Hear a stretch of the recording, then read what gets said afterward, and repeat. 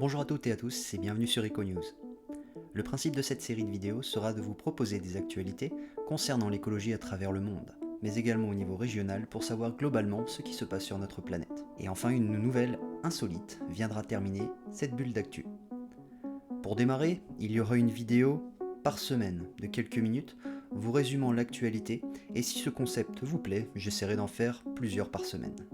Commençons.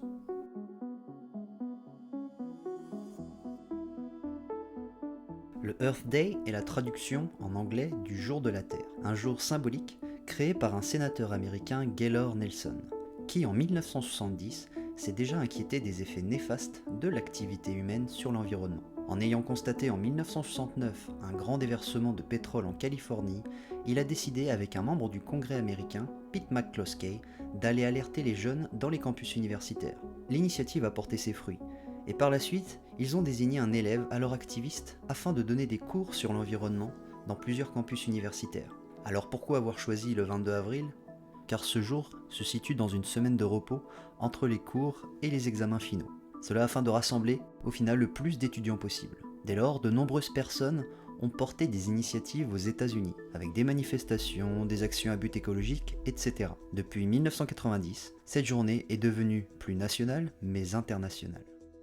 Aujourd'hui, nous connaissons les grandes lignes concernant le réchauffement climatique. Une bombe à retardement qui ne cesse de menacer d'exploser. En cette journée du 22 avril 2021, Joe Biden, le président des États-Unis, organise un sommet sur le climat avec 40 dirigeants mondiaux. Auparavant, le président de l'ONU, Antonio Guterres, a déclaré « Nous sommes au bord du précipice », ajoutant par la suite « Les pays doivent agir maintenant pour protéger les populations contre les effets désastreux du changement climatique ». Je vous rappelle que l'année 2020 fut une des années les plus chaudes jamais enregistrées. Également, un objectif a été donné au pays, c'est d'atteindre des émissions de gaz à effet de serre nulles d'ici 2050. Attendons donc les aboutissants de ce sommet.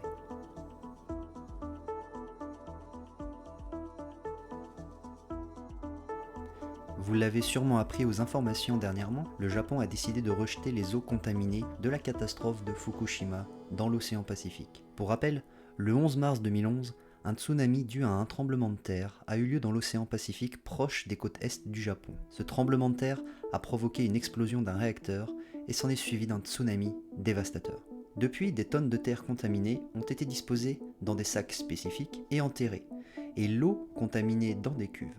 Mais depuis 7 ans, des débats ont eu lieu sur le sort de ces eaux contenues dans ces cuves qui se désagrègent avec le temps, mais que surtout, l'eau de pluie et donc les nappes souterraines deviennent automatiquement contaminées, et ils doivent les stocker. Et au fur et à mesure, l'installation de nouvelles cuves deviendra au final impossible. Le 13 avril dernier, Yoshihide Suga, Premier ministre du Japon, a pris la décision finale de rejeter l'eau contaminée dans l'océan Pacifique, et devrait commencer dans 2 ans. L'eau rejetée sera filtrée 2 fois pour limiter les substances hautement radioactives.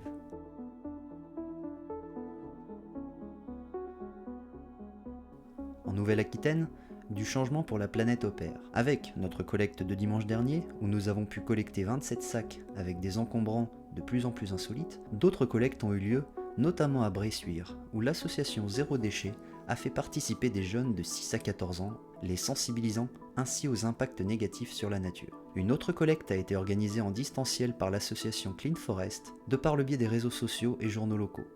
L'association a créé le défi intercommunal, donnant la chance ainsi à une quinzaine de communes de ramasser le plus de déchets possible entre les dates du 16 et 18 avril dernier. Un succès car en effet dans le pays Touarçais, environ 1000 bouteilles et canettes ont été collectées.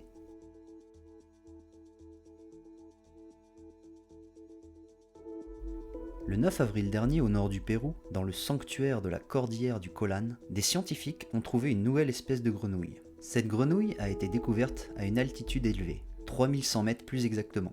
Cette nouvelle espèce fut décrite, je cite, « Cette nouvelle espèce se distingue par une peau granuleuse épaisse sur le dos, une coloration dorsale verte sans motif, un iris turquoise et un ventre sans tache, moucheture ou point. » Mais une autre espèce de grenouille a été découverte hier également au Pérou, mais cette fois-ci dans la réserve communale d'El Sira au centre du pays.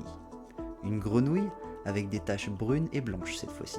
Le Service national des aires protégées par l'État cite dans son communiqué « Les zones naturelles protégées du Pérou apportent une fois de plus une contribution précieuse à la science dans le monde, avec la découverte d'une nouvelle espèce d'amphibien enregistrée dans la réserve communale d'El Sira ».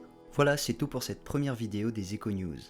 Merci de l'avoir regardé, et dites-moi si ce concept vous plaît, et on se retrouve la semaine prochaine pour de nouvelles informations. A bientôt.